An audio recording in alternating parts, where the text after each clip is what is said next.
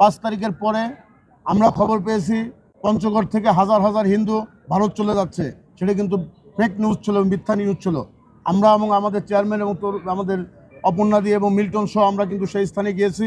তথ্য কিন্তু মিথ্যা, ভাইরাল হয়েছে। পঞ্চগড়ের দেবশ্বরী মন্দির ভেঙে চুরমার করে ফেলেছে, গিয়ে দেখেছি কোনো কিছুই হয় নাই। কান্তজি মন্দির দিনাজপুরে, যে কান্তজির মন্দিরও ভেঙে ফেলা হয়েছে, আমরা সরেজমিনে গিয়ে দেখেছি, সেটা হয় নাই।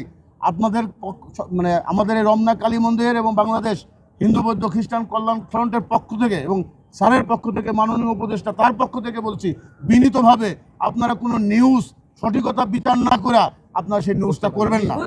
কারণ এদেশ অসাম্প্রদায়িক বাংলাদেশ। দীর্ঘদিন যাবৎ হিন্দু মুসলমান বৌদ্ধ খ্রিস্টান একসাথে দেশে বসবাস করছে।